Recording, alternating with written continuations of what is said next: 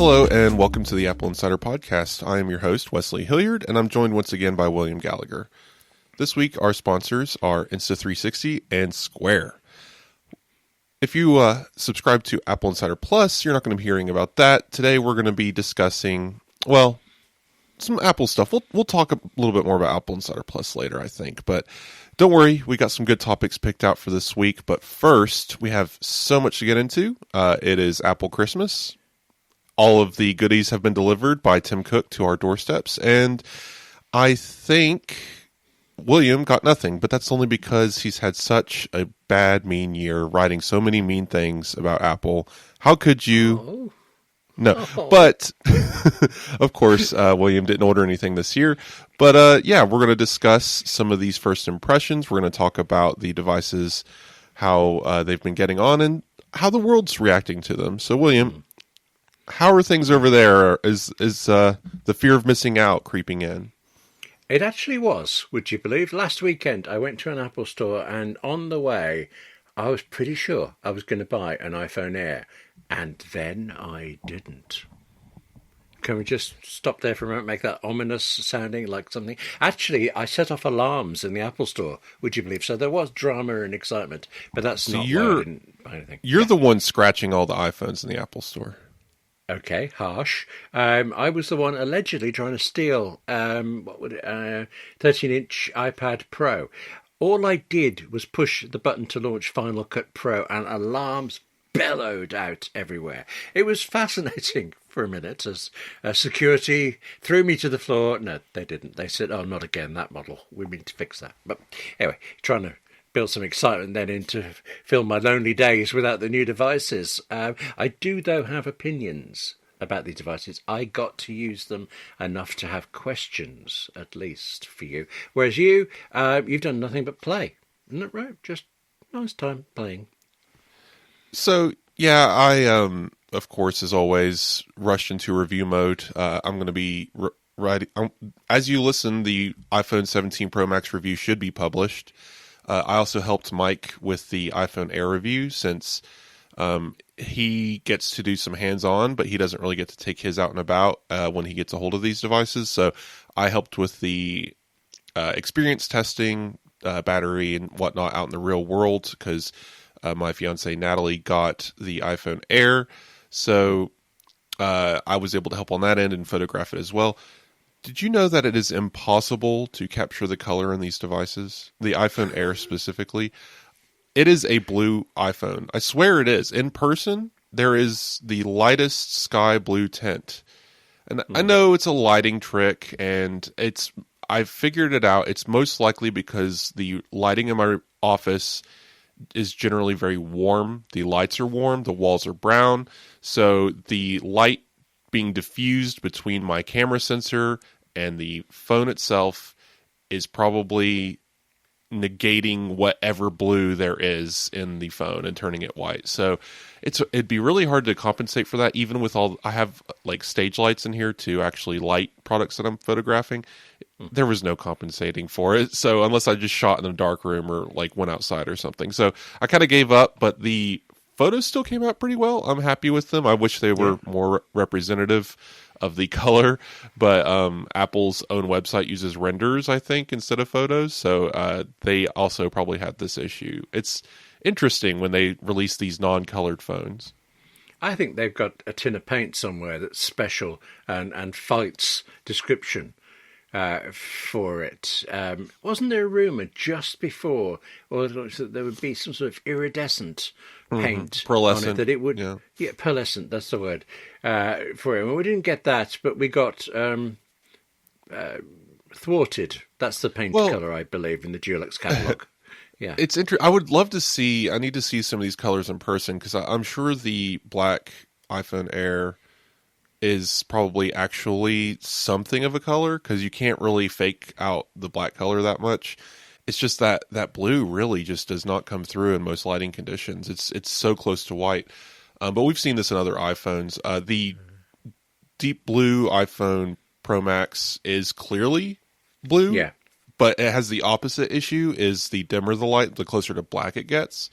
You're going to see a lead photo that I the main photo of the review and a couple of others throughout the review where the phone looks more black than blue, which is interesting because, again, it's just depending on the lighting conditions and how you've lit the phone itself, the color kind of changes. So maybe that's some of what these rumors were getting at, is that almost as always, Apple's colors just seem to fight description. Yeah. They really aren't quite the color they say they are. But I would love to know the exact conditions you would need to see the color of the stainless steel or the titanium band of the iPhone Air, because apparently that band is color. There is color in that band. I cannot see it. It is a silver band in real life. I don't anyway. I can tell you in real life in the Apple Store, so under those bright lights, and also it's at the Birmingham Apple Store, which has all these gorgeous windows around, so very, very lit. I didn't remember that there was a blue iPhone Air, and I didn't see it. I saw what looked to me like a white, and I wouldn't have gone very black, but a darker version for it. So basically, Apple just can't get colours right. That's what we're saying. Titanium is definitely harder to color. We saw that with the Pro models, and I guess that has now fallen to the iPhone Air. But they needed the titanium because we've seen, as I said last week, the bend tests going around. And it's almost comical because I think these guys should have made, well, they only get one device, right? So they have to record it. And I mean, I suppose they're uploading to YouTube. They're not exactly doing this live. So it's just funny though, because sometimes you can still see their reactions. They didn't go back for a second take of realizing that these phones are not going to bend, like by any human strength measure. Like this should be in the new strongman competition. Hand them an iPhone Air and see if they can bend it in half, because it's some 200 pounds of pressure before it buckles. But even then, it's not even the frame buckling; it's the glass and display giving away. The frame requires even more pressure. They've really reinforced it, and that's pretty incredible. Yeah, there is no concern over bending in this device, and that seemed to be the running gag throughout the entire rumor cycle leading up to the iPhone Air, up to its announcement, and before we got to see the hands-on. It was just, it's going to bend, it's going to bend. It didn't happen. And that it was going to have very little battery life, which doesn't appear to be the case from what I think. I don't know what your fiancé has been experiencing. Well, generally pretty much the same. I was looking at her iPhone Air usage, and my primary goal was to go out. I do this every year for the reviews, is go somewhere. And it's not, as extravagant as like Austin Mann going to Indonesia or something. No.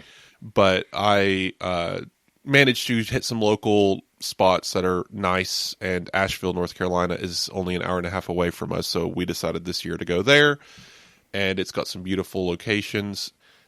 Wasn't too successful in spotting some particularly like photogenic areas. That's going to happen. Sometimes towns are just better for shopping than scenery, but it worked out. We got some good photos. They're in the review. Also, grabbed some usual like pet photos and stuff to compare. William noted that he did not like the grasshopper that I included in the review, but otherwise, yes, pretty successful trip. The iPhone Air actually, because I was putting the iPhone Pro Max through its paces, and the battery held up pretty well. We got out of the car around 11 and got back in the car around 8 p.m.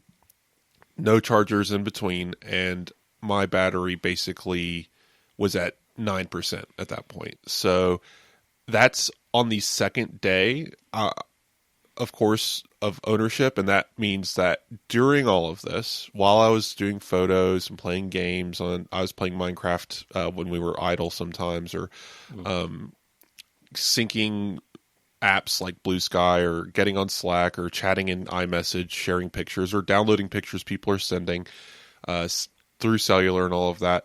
Throughout that whole day of all of this kind of stress testing of the battery and the device in bright sunlight, it was a good weather day. In the background, there is a lot of syncing going on and a lot of indexing. So the phone is catching up It's getting all of this data. It's going through every single photo and labeling faces. Like, it's doing a lot of stuff that happens in those first 2 or 3 days of use. So even with all of that in place, I still got about 8 hours of straight use, 5 hours of screen on time, which is pretty impressive, I think. Do you know, I lose track of how long I get out of my iPhone 16 Pro Max. So that's partly your fault. You're the one who reassured me that I can just pop it on a charger and wouldn't be damaging the battery. So I keep putting it on. But I did notice when iOS 26 came out, if I shot a video, that the battery seemed to go down a lot more than usual, which I just put down to that same indexing for it. But even now, right now, it is on a charger in front of me, and it's on 92% after about 7 or 8 hours of working with it because of the charger. Yeah, so charging it shouldn't be an issue, and that was an abnormal day. Normally, honestly, once it hits about 20%, if I have a MagSafe battery on me, I'll just throw it on there, or I'll be in and out of the car. It's very rare that I find myself in a situation where I'm just not in a vehicle or by a table or something where I can charge my phone regularly. So, but even then, the battery was very well done. I think Apple was accurate in saying that it's improved battery life, because I feel like even with my 16 Pro Max, it just dies that much faster.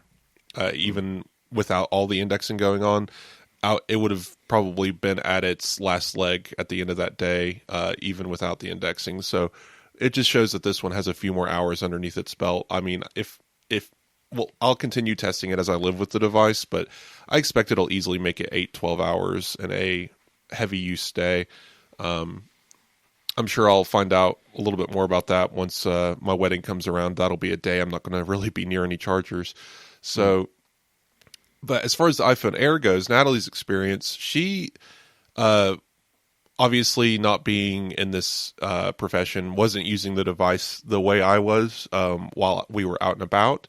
So, but she was doing what she would normally do between taking some photos and chatting online and maybe scrolling TikTok at an idle moment. She was still getting plenty of use. I think her screen on time was close to 5 hours as well. But because she wasn't doing more intensive tasks like gaming and whatnot, her battery actually outperformed the Pro Max that day. She also probably had less to index because she has less data, less photos. Right, I hadn't thought of that. I wasn't surprised that it outlasted just because of the difference in use, but I hadn't thought about the sheer volume of data you might have compared to her. But the fact that it stood, and so funny enough too, because I was driving, my car was on the MagSafe charger in the vehicle. She didn't charge the entire time, so she had actually gone from 8 a.m. to 8 p.m. without a charge, and had just entered the red by the time we got to the car. So she was closer to 20% after 12 hours of constant, general but constant use of the cellular data and roaming around and display on time use. And all of that. Yeah. So not any. I don't think there's any real concern here. Honestly, from what she said in these past few days of her doing her job and going out in town and stuff, her battery is there's no notable difference from her iPhone 15 that was multiple years old. And I know that's probably a bad thing because it's a multiple year old battery. But what I'm saying is she's not seeing any difference in use. Yeah. She's not running out at the end of the day. And even so, I gave her that MagSafe battery for iPhone Air, and she hasn't had to really use it yet, but she's glad that it's there just in case it's, 7 o'clock. She's still at work and needs a little boost. Right. She's not been disadvantaged by the slimmer phone's battery life. So that's, I was going to say unexpected, I don't know, but certainly good. Except, I did just say slimmer there. Okay, I genuinely thought I was going to buy one, and I didn't for this reason. I'm standing there in the Apple store, and this Apple, do they still call them geniuses? I don't know. He's enthusing about the iPhone Air. He's almost nose to nose with me talking about it. He's so excited about it. And the line he's giving me is that if you hold it in your hand, you can't even tell that you're holding it in your hand. And I looked at him. That's not true. I was holding it in my hand as he said this, and I was fully aware of it. And I actually came away. Originally, originally I came away thinking it isn't as thin as everyone says, and that amazed me. But I will admit that later then, well, actually ever since, I've been finding my iPhone 16 Pro Max to feel quite chunky in comparison. Well, yeah. I think the key with this device is I think people get a little exaggerated in their descriptions. Tim Cook said it was like flying through the air or something. I forget what he said. Yes. But the reality is it is a very light and thin device. Weight-wise, because of the titanium, it isn't super light. It's comparable to an iPhone 15, 16, 17. And funny enough, though, like holding an iPhone 16 in my hand or an iPhone 15 in my hand, it feels incredibly light. Not thin, but light. Like it compared to my iPhone Pros that I've had these past few years, it is always remarkable how thin or how light these other devices are compared to the heavy-duty Pro phones. But the Air takes it a step further. It's not just in the weight, it's the geometry. There's something that clicks in your brain that says, this device shouldn't feel this way in my hand, right? Like the larger display, the way it is shaped, the material of it all, it doesn't compute, right? I think that's the shock factor of these devices. I think picking it up, you're expecting it to be closer to a Pro iPhone or something. But the thickness combined with the length and width of the device, you don't feel like you're picking up a phone, and I think that is the shock factor here. You're picking up something that shouldn't be a piece of technology. I always harken back to Jurassic Park when they are in the car and the kids discover the very heavy, like what are military grade night vision goggles. Oh, yeah. And the kids ask, what are these? And he says, is it heavy? And they said, yeah, then it's expensive. Put it down.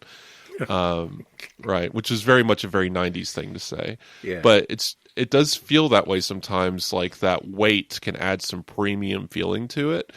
And you pick up an iPhone Pro and it definitely feels heavy. It feels weighty in your hand. It feels premium versus you pick up like a Nintendo Switch. It's a piece of plastic. It feels a little bit more like a toy. This one doesn't really feel like anything at all. And that's what's weird. You're picking it up and it's in your hand. It's a solid object, but your brain's trying to like recognize, like, am I holding like a clipboard? Like what is this device? And I think that's the disconnect here. Except every single thing you've just said is precisely how I felt when I first picked up an M4 iPad Pro, the 13-inch model. It was impossible for it, and I didn't get that from the iPhone Air. I mean, maybe if it was the first one of this sort I had, but it's a psychological effect. It's not going to hit everybody. Yeah. No, true. I will say I have the M4 iPad Pro here, so I photographed it next to the iPhone Air. It's actually incredible, the difference. You're expecting, they're really close. Actually, no, not at all, because I put them camera bump to camera bump, and that iPhone Air camera bump is wild. It is a monster. If the iPhone Air had the iPad Pro camera bump, which would make it have awful cameras, but if it had that camera bump, it would be pancake thin. It would be impossible. But people would be super angry because the iPad Pro camera is not camera worthy. It's very utilitarian. You can scan a document with it, but you're not taking pictures of your family with it. If they achieved that level of thinness, though, it would genuinely feel impossible. The thing is when we were first reporting on this device, we thought, the camera bar, clearly it's for the cameras. Turns out, no, it's not. It's for all the other junk.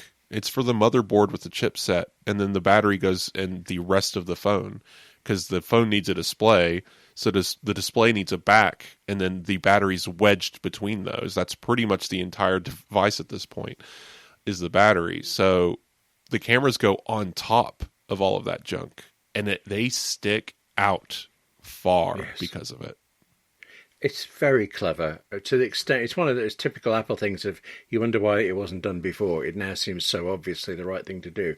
Except I remember you mentioned this in your review as well when the first rumours of a camera bar came out, I remember you didn't think it was a good idea until you actually saw Apple's renderings and then got it.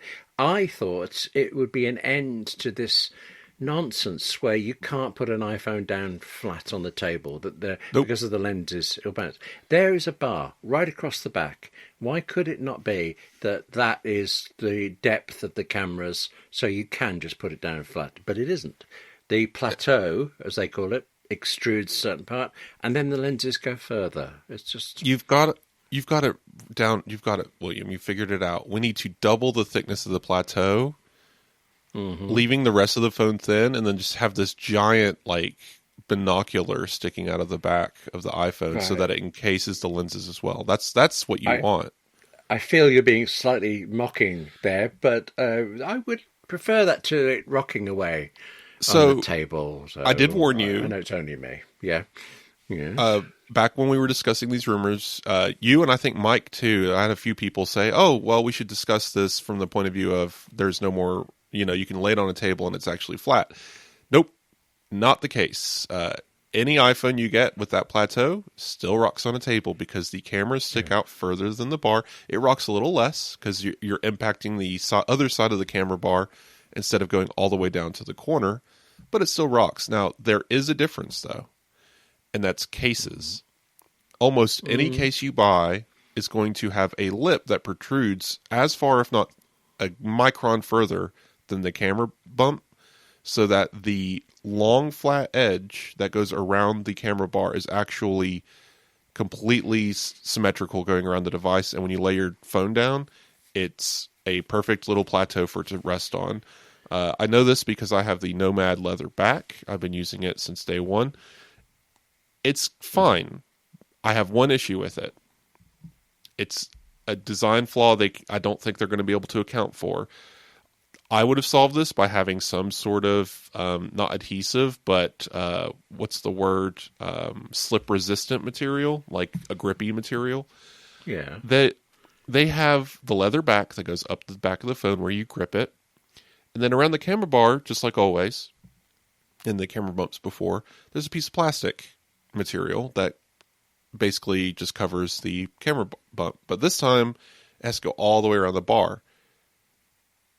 The adhesive that holds the case on, it's not really adhesive, it's that non-slip, but it kind of sticks anyway.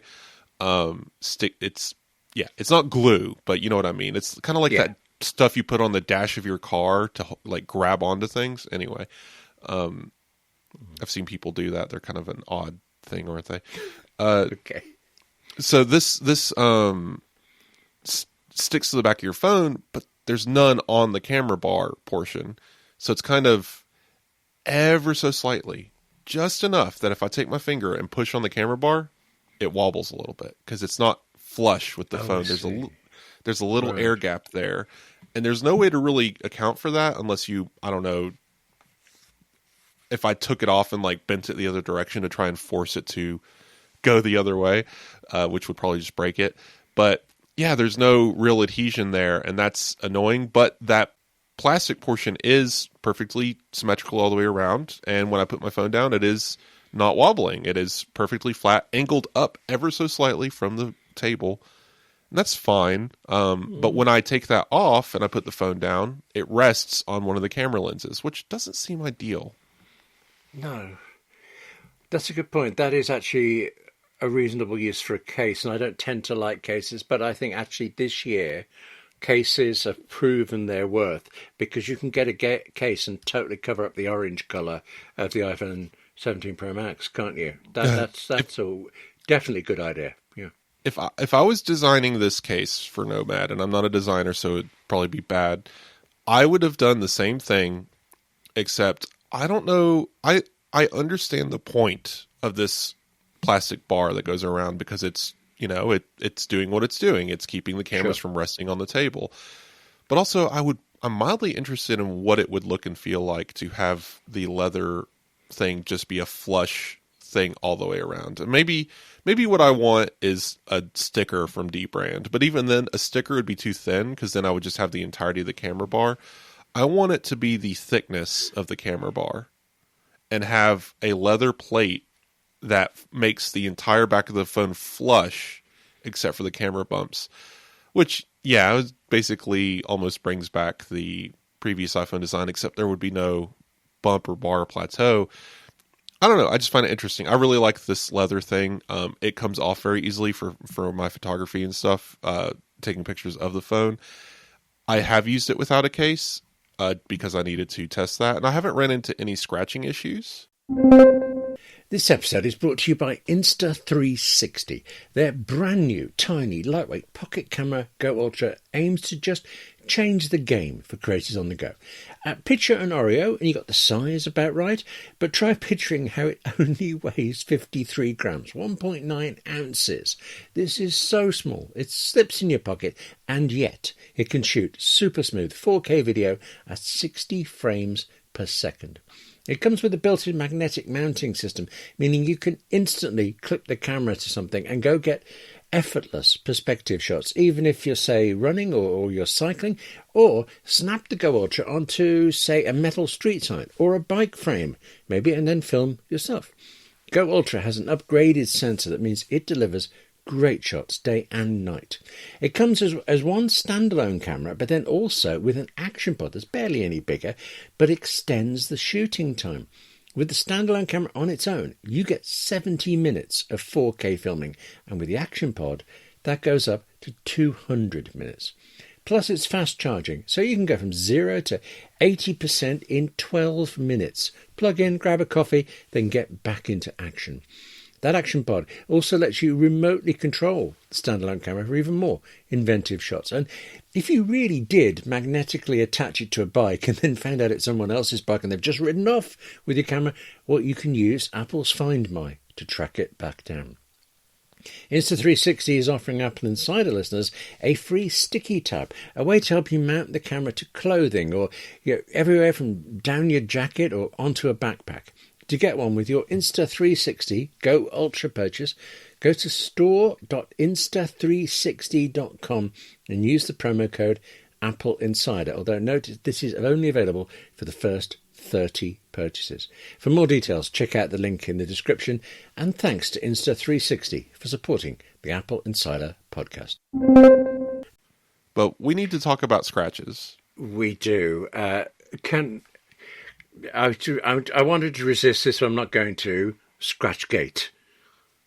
It doesn't sound the same, does it, really? I mean, I hate gates. Battery gate? I mean, Stargate's all right, but... and obviously Watergate, which started it all off, then they're fine. But we're at this point where it's lost all meaning, because everyone wants a gate for everything, and yeah, by applying the word gate to it, it implies that it has equal severity. True. We've reached gate. That's what you're saying. Yes. But all right. The element of scratching that has been reported on certain models of the iPhone. Actually, sorry, I'm really clear. I'm not sure. Is it all of the iPhone 17 range, or just the Pro Maxes? Just the Pros. Just the Pros. It's because of how they're anodizing. anodizing. For the Pros. Right. So, yeah. How they're anodizing. Okay. Yeah, so it's just the aluminum.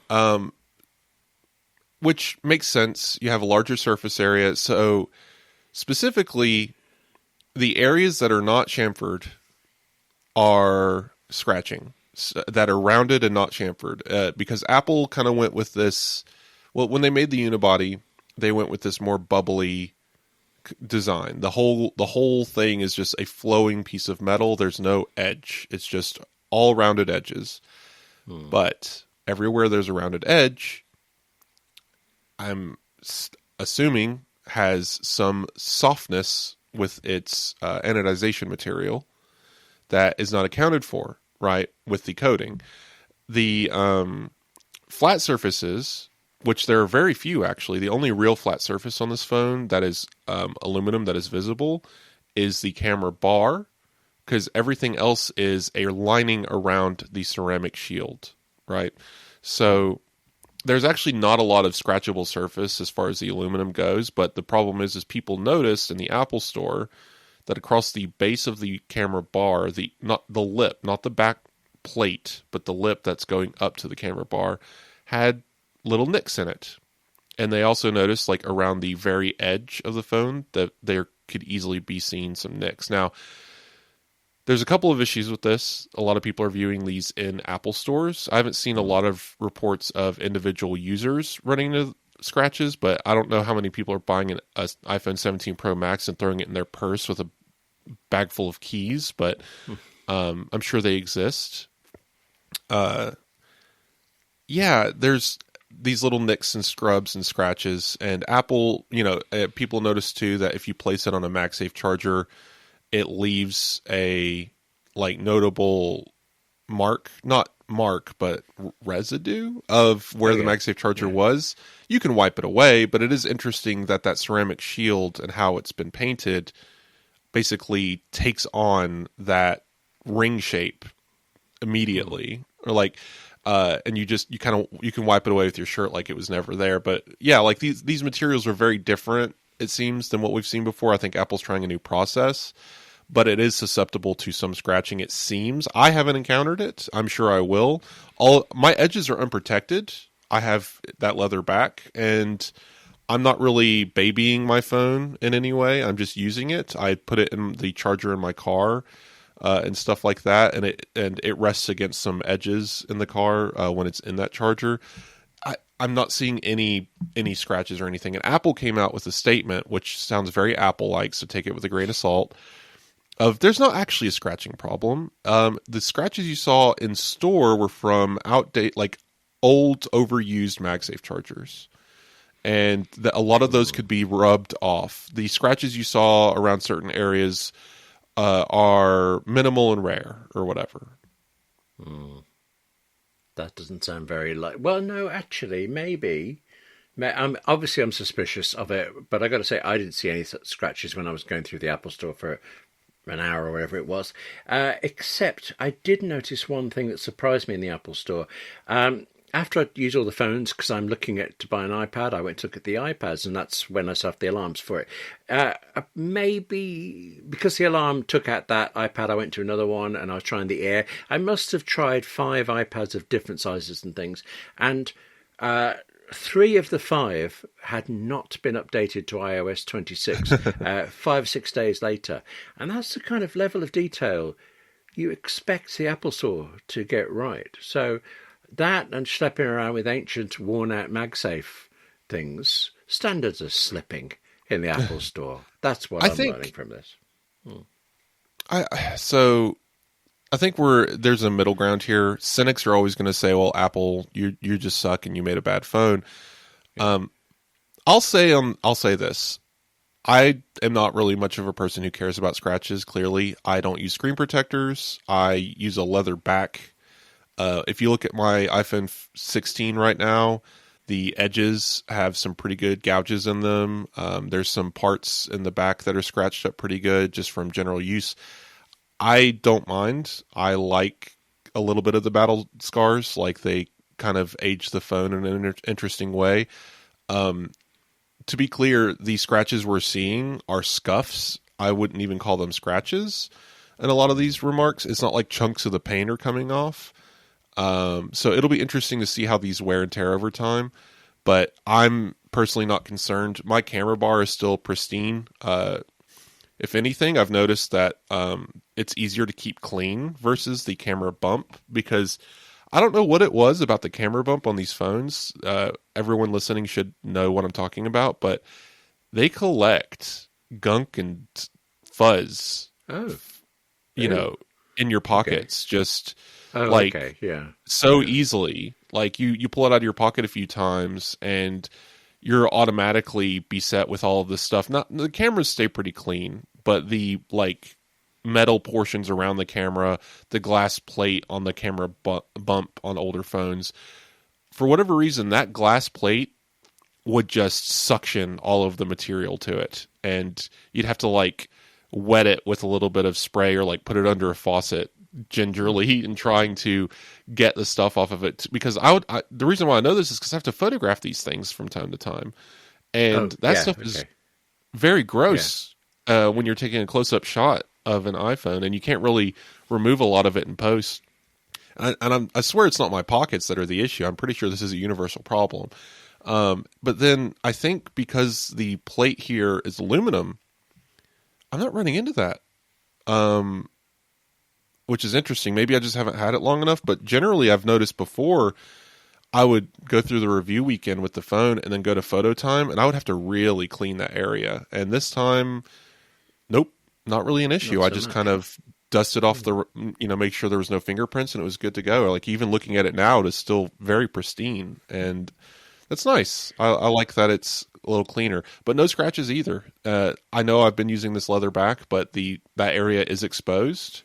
It is not always, being completely protected. So do with this information what you will. I don't think it's going to stop people from buying iPhones. I'm sure people will be upset at it, but I also owned what was it, matte black, like iPhone 7, that was basically instantly, like, you'd look at it and it would get a new scratch. It's not anywhere near that, so. I should say, I was about to say that I obviously wear better trousers than you because I've not had any of these gunk problems, but you're right. Every time I've gone to photograph the iPhone, you clean it up nicely, and then you see under the lens stuff you missed for it, and it's ferociously difficult to keep them in pristine photographic states. But I have one small, tiny burr, one edge of when I dropped my phone, but which upsets me greatly, and my fingers keep going to it, as tiny as it is, like a missing tooth, your tongue going straight to it. But other than that, I don't baby my iPhone. I don't usually wear cases. I have. Open Case sponsored this podcast a couple of times, and I tried theirs, and I understood why they had it, but I so like the uncased thing. But apart from that one tiny burr, and 8 years ago when I managed to shatter the screen, my phones have been pristine, perfect all the time. I suspect what's really going on is that people are trying to scratch the colour off the orange iPhone Pro Max. That's what's happening. You heard it here first. I do think some people go to Apple stores and use their rings or their keys to rub against the surface to see if they can scratch it. I think that does happen. Ouch. And that's where some of these worst photos come from. Yeah. Right. In general use, you're not going to run into this. People are going to drop their phones. They're going to drop them on things that are going to cause scratches and nasty little marks. But I don't think these are that much worse than other devices. If you're coming from a Pro phone with that stainless steel or titanium edge, you're going to notice more nicks and scratches because this whole thing is aluminum. This episode is brought to you by Square. Your favourite neighbourhood spots run on Square. And this is excellent. Square is about all those businesses in your neighbourhood, like the little stores or maybe the chains and franchises that are somehow more than just another faceless outlet. Here in the UK, where I am, for instance, we've got an independent hardware store, and we've had it for so long that, I know the staff, and I can even tell you stories about how the drill section used to be a totally separate sweet shop. Talk about changing direction. I buy from that store, even though, I'm sure I could save a little cash going to a larger chain, but I buy there. Well, I buy there because I want to support them, okay, but also because I trust them when they say, no, William, that tool will not do what you say you need. This is the one you need to get. We've all got local stores like that, stores that belong in our neighbourhood, that are the neighbourhood. They are all stores, though, that tend to not have the backing of national businesses to run their finances, their payment systems, except they do with Square. Square is a point-of-sale system that is now being used by more than 4 million neighbourhood businesses all around the world. You can go to square.com/go/AppleInsider to learn more. But before you do, go support your favourite neighbourhood spot. You'll be happy you did. Square. See you in the neighbourhood. And thanks to Square for supporting the Apple Insider Podcast. But I wanted to get to the ceramic shield. So we have ceramic shield 2 on the back and front, and I'm very interested in seeing how these perform. Yeah. So far, again, pristine, even from the times that I've used it without the case, just fine. There's a lot of this testing going around. This is where it gets kind of funny. I'm not telling anyone they're doing bad tests, and I'm not saying, don't go watch YouTube, but people love getting their little Moe's scratchers and scratching different parts of their phone and saying, look, it scratches at a 7 here and a 4 here or whatever. And it's sure, people enjoy that. But I want to point out several things. First, you have to clean those. But Well, true. Yes. you're destroying your own device, hopefully, not the ones in the Apple Store. If you go to the Apple Store and pull out like a Mohs testing kit, I'm sure they would stop you. But so if you're doing that, though, you have to remember to clean those because any material that is on the edge, on the tip of those could scratch the surface that you're scratching and dirty the results. So putting out there that some of these may not be that scientific because we don't know their testing conditions. But anyway, that would never have occurred to me. Okay, yeah, good point. Okay. Yeah, if you're testing it on one thing and then you go to the other thing that's softer, well, what if the material from the thing that you tested that was harder is still on the tip of the scratcher, right? But anyway, the devices themselves, I always find it funny people pulling out these like scratch tests and doing the Mohs scale. It's useful information. Again, it's just like benchmarks, but like, are we talking about sharpness, impact angle, like material type, the shape of the edge of the material? It all comes into play, whereas these Mohs picks are literally picks. They're sharpened edges that you are deliberately taking at an angle with pressure to the device, right? Conditions that you're not guaranteed to meet in real life. So how representative is that versus some coins knocking against the side of your phone in a bag, or laying your phone down a little too aggressively on a stone table? Yes. Right? Like, those are the tests I want. Go to a park bench that is made of concrete and lay your phone on it and then pick it up and see if it has scratches. Right? That is a better test for me. As long as it's someone else doing that to their phone, then I'm finer with that than people do. I just don't do it on my account. I generally don't like throw my phone down on any surface. I try to be aware. Maybe some people aren't. Maybe they would sit at that stone table and just toss their aluminum phone on the top of that hard stone table and just be like, whatever. Maybe people go to the beach and just plop their phone into the middle of the sand and don't even think about it. I definitely don't do those things, and so maybe my phone goes longer.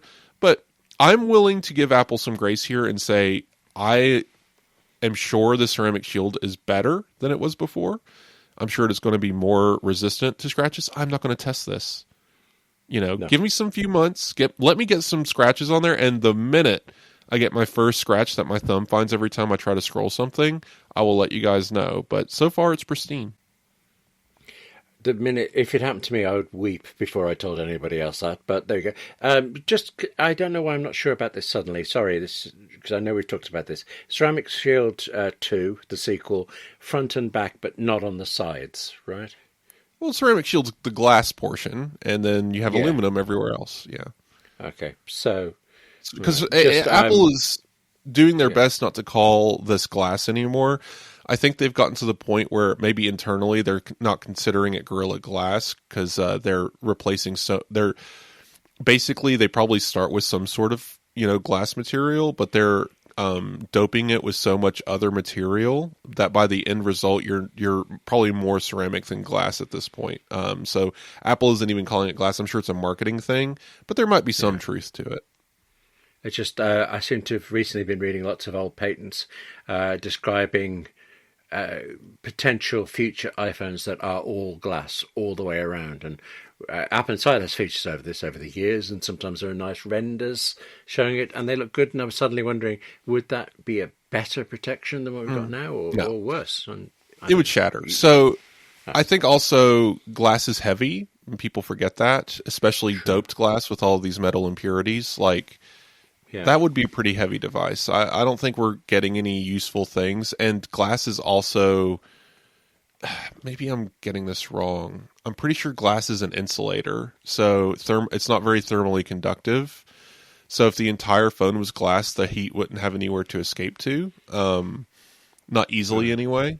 And then you would have basically like a glowing hot bulb of molten glass in your hand every time you played a video game, and that doesn't sound very comfortable. Well, I'd be all right. I never play video games, but I see your point. That's Sudoku really suboptimal. Yeah, I mean, I'm doing Duolingo chess at the moment. Phew, that's stretching the processor a bit there. But yes, it's less than the ideal for a phone. Yeah, durabilities of these devices, I think, are within reason. I think, as usual, you have to ignore a lot of the internet zeitgeist because nothing gets you more attention, more clicks, and more follows than I found a flaw in Apple product. And Yeah. I don't care if you're Joe with 20 followers or MKBHD or Jerry Rig Everything, you will always be enticed by the harsher headline. That is just human nature. And MKBHD, he does pretty good at being balanced and fair. I'm not implying anything, so. but these other people definitely like the salaciousness of these headlines, and you could tell some of these YouTubers really wanted a bendy, breakable phone, and they just didn't get it. So I would believe Apple when they say these are the most durable iPhones yet. Like there is plenty of reason to believe that, but at the same time, physics, science is against us. Material science is tricky. The harder and more durable you make something, the more susceptible to another type of damage they are. The iPhone 17 Pro is going to be amazing for drops, but that means it's not going to be so amazing for scratches. You have to have a trade-off. You can't have both. Well, actually, I'll tell you what, because you just mentioned specifically the 17 Pro model there, a thing I particularly enjoyed, but I didn't fully understand in your review of the Pro Max, was you have a really, really detailed section on the camera work for it that included not only what it could do, but also why you choose what you do. I pick up the camera and I take a shot, and that's about it. We've said before that I don't tend to use photographic styles. I prefer to alter things afterwards. But even then, the choice of lens, whatever the phone chooses for itself. But you were really interesting about the options available, and quite critical, I thought, of some of Apple's claims about it. Critical, more, but not in a mean way. Trying to be specific about them. Oh yeah. Analytical, maybe. Why are they saying it this when it's that? Yes, the optical like reference that they now seem to be using. You pointed out why that's debatable and things, and I enjoyed all of that stuff a lot. I recommend everyone listening go read the review because it's got a lot of detail. It's got a lot of. Yes. I think we hit something like 8,000, 9,000 words in this one. I try to add I try to add some more words every year. I'm beating each year out with more. But these actually, I can say this because I wasn't involved at all in this because I don't have one. I think it's the best review of the iPhone 17 Pro Max that there is. It is the only one that's made me think maybe I was wrong not to. But thank you. So. Yeah, and you'll see. So this is always going to frustrate me, but that's a pride kicking in. You'll see mine and Mike's name on it. Yeah, and just like with the iPhone Air review. So, but to put it out here publicly, Mike wrote the iPhone Air review text. I provided the images, and I added in some context, and then I put in like a header with 4 paragraphs about our trip to Asheville and the battery's performance. So if you read the iPhone Air review, that was me, and I tried to make it clear it was me. If you read the Pro Max review, I wrote the whole thing and photographed it, and it's 90% me. Mike came in and added some context. He wanted to put in the enterprise bit, and he put in a little bit more color in a couple of areas from his testing and what you would call, I guess, lab testing. But this is my review, and I'm not to take anything away from Mike because he did do some work here, but I want people to understand that this is me. I really went in there and polished it out like this. I spent the last few days writing this thing, and it is definitely my baby. And Mike isn't trying to take credit for anything. He just when we do this, it adds a little bit of authority. We're helping each other out. We're making sure that the review is what it needs to be. But I wish there was a little bit more clarity. Like Bloomberg does this. They'll have the lead person, and then at the end they'll put assisted by blank, and I think that would help. But yeah, we're playing this Google game, and Google likes multiple authors. So I didn't know that. Oh, right. Yeah, okay. SEO is a scam, but we're in this game together. Anyway, so with this back half of this discussion, I wouldn't mind discussing some photography because please, increasingly these reviews are turning into camera reviews. There's some stuff at the top about design, and there's some stuff at the end about performance and battery, but there's this gigantic section in the middle that is just cameras. Yeah. And so I want you to help me out here. What, if any, what questions do you have about the cameras? What are we looking at here? Well, this is very specific because you were very detailed over which lens did what and what. Not like problems they have, but what they can and can't do, why you would choose different things.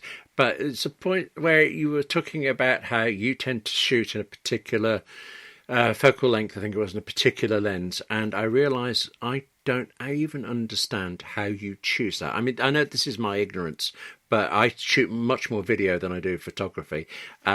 I never muck around with settings. It's open the shutter, frame it nicely, usually by walking closer to wherever it is, hit the button. Whereas you have practiced and studied and chosen a certain look that you like. And I'm just curious, when you pick up the phone, what do you do to make sure you get that result? Well, video, this works with video too, because we're talking about how the lenses work, or how the cameras and the sensors work. So you can make similar decisions when shooting video as well, but generally it's all instantaneous when you get decent at this. You might have to think about it more deliberately if you're more of a novice trying to learn, but you want to think about what's your subject, how far away is the subject, and what's your goal, right? So are you shooting a portrait photo or a landscape photo, which would be framed better? What is your background detail going to be? Would you rather have a busy background, or would you rather find a way to simplify the background? And there's ways to do this photographically depending on how you're shooting. The closer you are to a subject, doesn't matter what lens, the more, especially with smartphones, there's this thing, there's the aperture of the lens. I won't get into detail here, but that's your f-stop.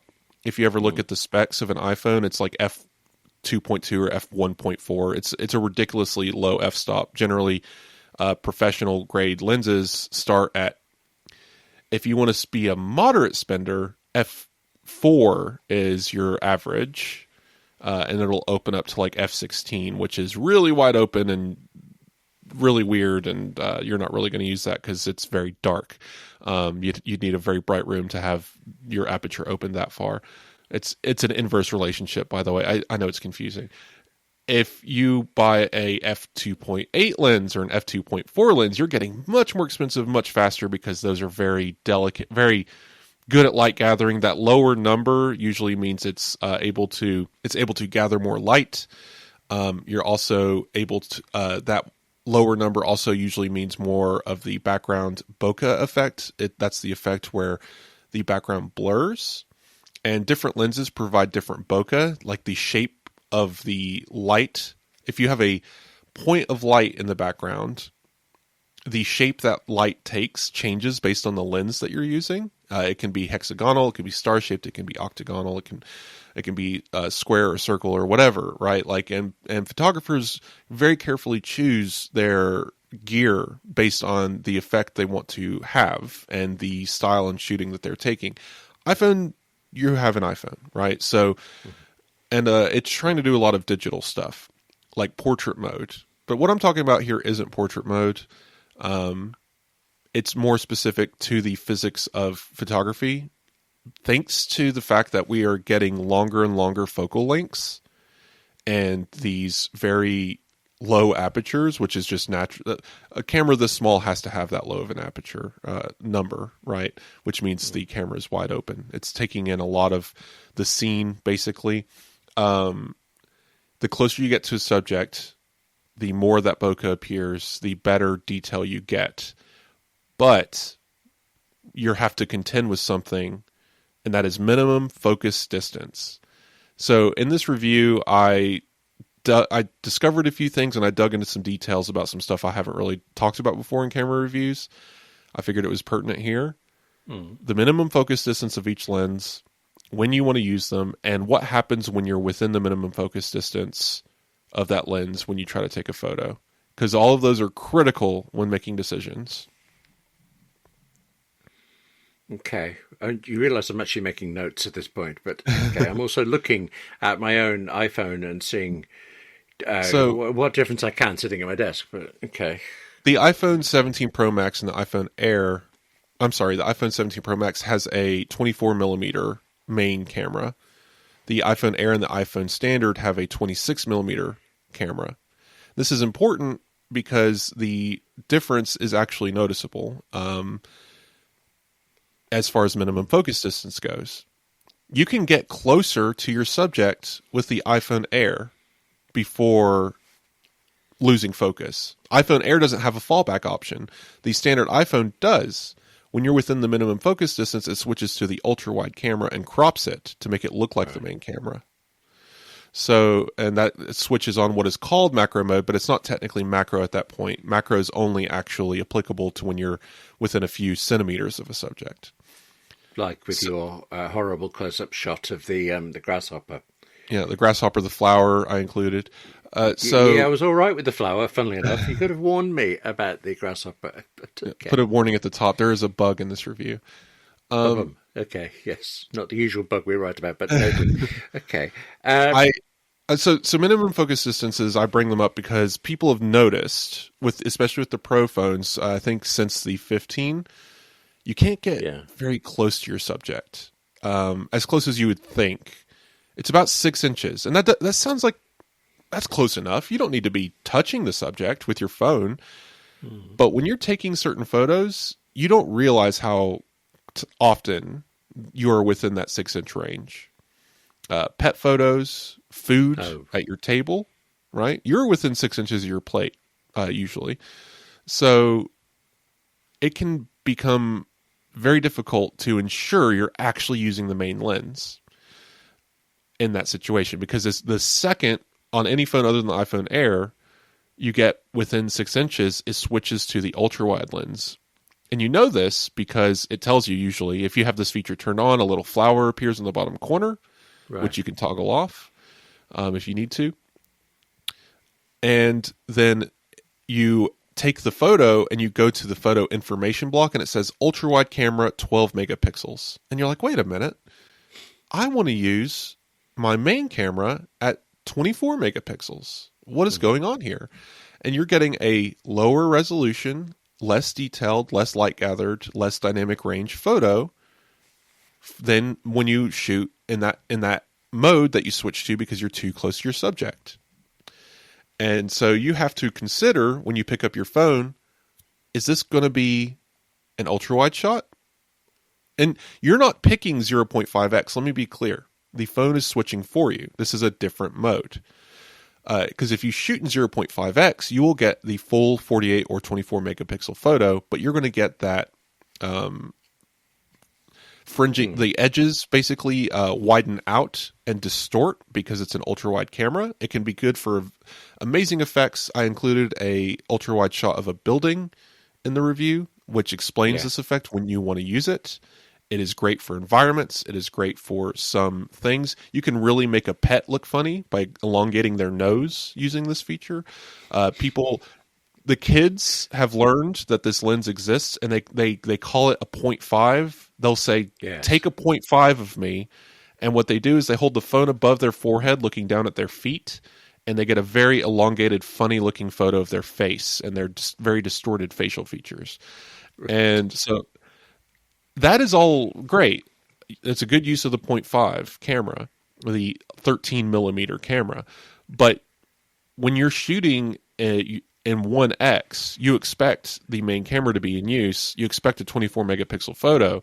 So Apple tries some trickery, which is great. I'm glad it's there. I use it all the time to basically crop into the 13 millimeter sensor and make it a 24 millimeter an optical photo where it is pretending to be the main sensor, but it is not. And that's why you get a 12 megapixel result. I found this fascinating during testing, really outlining this. I know this has been the case before, but really spelling it out clicked something in my brain, because I was like, what are the other optical sensors in this camera? Because Apple only listed 8 cameras, right? That's the macro camera, 1x, 1.2, 1.5, 2x, 4x, and 8x cameras, right? That's a mouthful. So yes, I wanted to dig in, and I discovered Apple is doing optical all the way across the board now. And this is what's interesting about the iPhone Pro Max, and I know we need to wrap up. We can do a whole show on photography. But I want Yeah, to actually, say you should at some point. That would be, well, I'm being selfish, and that'd be useful for me. Sorry, you're about to say, I have a very broad question to add after you've said what you're okay. going to So say. I want to finish my photography overview very quickly. These cameras are all great, and they're all 48 megapixel sensors now, which is very interesting. And the coverage they give is also very interesting. Before, we had a gap, right?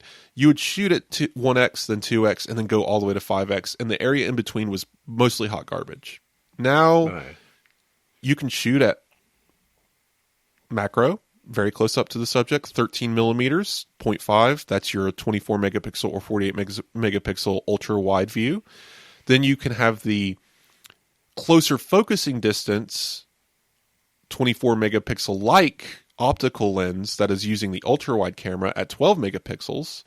Then next up, you have the 1x camera at 24 or 48 or Pro RAW or whatever you want to shoot as. You're getting the full range of the sensor. Then from 1x to 2x, you're getting the optical like 24 megapixel dynamic range using like it is using the full range of the sensor, but it is taking basically multiple exposures and combining them into a very good photo that is actually physically different from if you took a 1x and then cropped in by some percentage. It is a better photo. When you're using the 1x to 2x, you are actually getting the physical bokeh effect of quote unquote zooming in, right? As if it was an actual zoom lens and you're getting a blurrier background while getting closer to your subject. And when you zoom in photography, something happens called background compression. The background compresses closer to the subject. I don't know if anyone's noticed this before. So as you're zooming in that 1 to 2x range, you are getting that compression, even though you're technically zooming with the sensor. It is very clever on Apple's part how they pulled this off. But you still get a full 24 megapixel photo. Now, you can't get 48 in that range, period, even if you have it turned on. You are using a portion of the sensor at this point, but it is 24 megapixels up to 2x. Now, this is where it gets interesting. Previously, we had a 5x 12 megapixel sensor, and we were all perfectly fine with it. When you took a photo at 5x, it was 12 megapixels. It did fine. It did okay with light gathering. It was a little bit noisy. The color accuracy wasn't ideal. It was what it was. It was utilitarian. I took a lot of telephoto photos with it. It was fine. But now we have a 48 megapixel telephoto lens, and it is amazing. But we're not there yet, William, because there's some space from 2x to 4x. This is where it gets fun, because you can shoot 12 megapixel photos cropped from the main sensor, optical like from 2x to 4x, and have them come out as clean and clear as the previous generation's 5x optical 12 megapixel sensor. Okay. So you can actually, so you can actually use the full range theoretically. I don't recommend it, right? You are getting a worse photo from 2x to 4x, right? Zoom with your feet when you can. But all I'm saying is you don't have to be scared anymore of using that range. You are still getting a good enough photo. 12 megapixels is plenty. A lot of phones still shoot at 12 megapixels. And you're getting a good, usable result. I just find that fascinating. And then the reason why I bring this up is once you hit 4x, you tip over into telephoto. But I wanted to bring this up because the minimum focus distance kicks in again, William. Okay. You have to. Go ahead. So I know we have to wrap up. What I'm thinking is you're telling me exactly what I asked, but I sometimes think I need to take photography slower for it, so I might need to come back to you about this. Yes. Can I ask a very, very broad question? Well, I'm almost done. You can ask your question. No. Yes, because the telephoto. I swear this is 2 sentences. So the telephoto lens has a 5-foot minimum focus distance. If you're within 5 feet of your subject, the iPhone will switch to the main camera and do a cropped 5x at 12 megapixels or 4x at 12 megapixels. Oh, I see. Don't do this. You are getting a worse photo optically. Zoom with your feet backwards. Get away from your subject. And if you find you're too far away from your subject at that point, either get closer and use the 1x to 2x range or get further and use the 8x camera.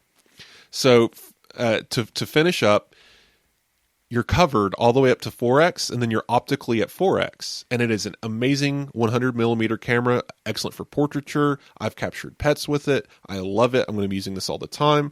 But to finish up here, from 4x to 8x, William, can you guess what I'm about to say? It is optical like 12 megapixels, and you can continue granularly zooming from 4x to 8x and get a solid, usable 12 megapixel photo. You're not going to win any competitions with it, but it's good enough. I'm sorry. Actually, it's even more better. Even more better, William. The 4x, the 4x to 8x is actually a 24 megapixel photo. I'm sorry. So this optical like 4x to 8x gets a full 24 megapixel setting, just like from 1x to 2x on the main sensor. I love it, right? So this is actually really incredible. When you hit 7.9x, you are at 24 megapixels, and then you hit 8x, you're at 12 megapixels. But I will note and close here, the 8x camera has likely better algorithms, more light gathering, because it's using more of the sensors for other information, and it's going to produce a better photo than that 24 megapixel 4x to 8x range, right? 4x is going to be optically perfect, just like the main sensor. Color, saturation, dynamic range. You're basically taking a main sensor photo optically zoomed in. It's amazing. It's what we've always wanted.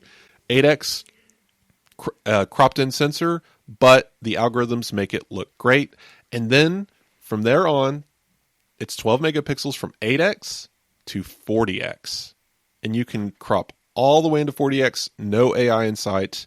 It's amazing, William. And that is my spiel on photography. Go read the review. There's a lot more detail. Do you know, the zoom with your feet thing, I have bored people with that argument, but it has never occurred to me that zoom with your feet could be good going further away. I've just assumed always forward. So that's what gets me on this. If you have an iPhone 17 Pro Max, if you have an iPhone 17 Pro or Pro Max with the telephoto lens, and you're like, why are these kind of grainy and weird and discolored? You're too close to your subject. Get 5 feet or further away before you use that telephoto lens. All right, William, go ahead. One question, 2 answers.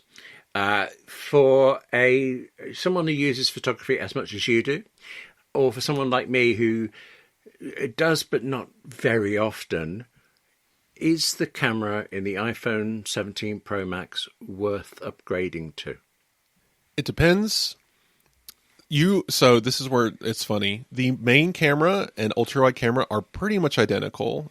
The only changes you might see, if any, are going to be in very difficult situations where a previous iPhone struggled, only because you have a better image signal processor, and they've changed the pipeline again, right? The pipeline isn't going to the older phone, so there's a improved photographic pipeline.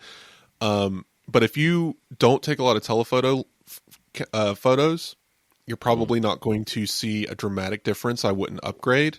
But if you have even if you have the iPhone 16 and you're like, man, this telephoto is not quite where I want it, I want a better range. Because that's how I was living in the telephoto camera between 5x and 10x all the time, and it was just crummy photos. And now I don't have that problem.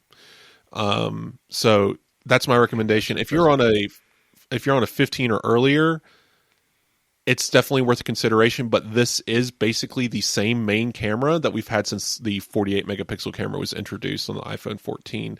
It's just been improved through various other methods like better lenses, better glass, better algorithms, but it's the same sensor. I'm tempted now. Apple didn't tempt me, but you did. That's 4X, evil.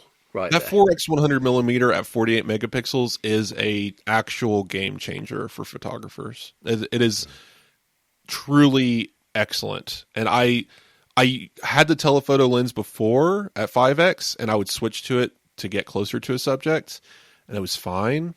But I am using that 4x. I'm almost default toing it. As long as I know my subject's far enough away, I'm defaulting to that first and saying, let me check, is my framing good with the 4x first? Maybe not, and then jump back to 1.5x where I default normally. That's how I've been shooting a lot more photos lately. It's actually made me think about it more. It's very good. I'm about to go away on a working trip to somewhere very photogenic. I will set aside some time to just go enjoy myself, pushing buttons on my admittedly now ancient iPhone 16 Pro Max. So, to close up, because we do need to finish the show, I hope you guys enjoyed the discussion this week. William, I have a question for you. What topic do we want to do for Apple Insider Plus? I'm sure we can continue. Yeah, I'm sure we can continue talking about actually living with and using these devices, because we didn't touch on AirPods or Apple Watch Ultra or anything like that. So it's exactly that. The thing is, I think this is the time when we've heard all of the hype. First, we heard all of the rumors for like a year. Then we heard all of Apple's hype. Now we're getting reviews are out, and I mean, I'm sure they mean it, but they're raves for it. And none of that seems to me is quite the same as actually using these things day to day, living with them. Now, I can't say much about that, but I want to know so much about that. So how about we look at that, and also just, associated areas. We'll do that. Nice phrase. So, okay. As we close up here, the overall, I always try to have a story to tell with my reviews. Last year, Sure. It was photographic styles being a true change in how we think about photography on iPhone, which I think is still true and very relevant today. My arc this time was Apple basically retelling the story of what a Pro iPhone is, Yeah. and framing it in a world where artificial intelligence is increasingly a thing. And you'll have to read the review, but my conclusion, I think, is very specific, and I'm very excited about this. But I think Apple has built the perfect personal artificial intelligence device that is now ready for what is coming in the spring. We'll end there. You'll get a little bit more in Apple Insider Plus. I will explain what I mean by that, a little bit more detail. If you are a paid subscriber, you can do that through Apple Podcast or Patreon, and you'll get an ad-free show, and you'll hear a little bit more show afterwards, usually 30-ish minutes, depending on how much we have to say. And it's an ad-free. You get that extra bonus bit. You can go back and listen to the older bonus bits. They're usually pretty relevant, depending, because they're more about our use cases and things, so they're not so subjective to news. So that's fun. You can always go back and listen to those. So, become a subscriber and let us know what you think of the show. You can always reach out. I am Wes at AppleInsider.com for my email. You can reach me on Blue Sky. I'm very active there. You can always message me on Mastodon. I get followers there, I'm assuming, from the show, but I never really get messages there. I tend to get messages more on Blue Sky, but you can message me anywhere else. I will see it. And finally, you can always leave a review on Apple Podcasts. We will read them here on the show when you do.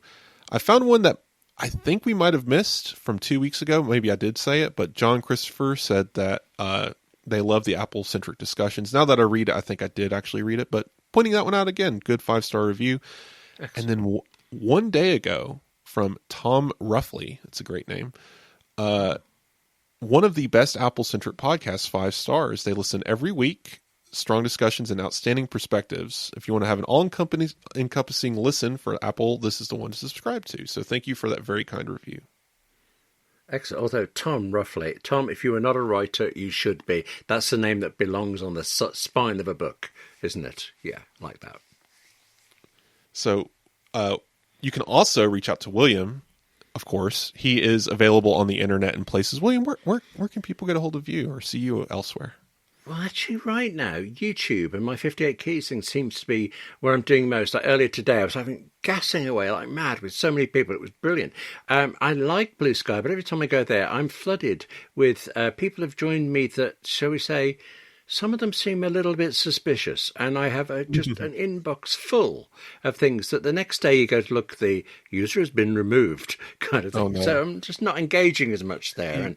But I don't have that problem. It must be your. It's me. It must be my personality, my devastating good looks. Where are you going to go with this? It's your Wikipedia page. You're so popular that people can actually find you. Like people can't find me. Okay, right.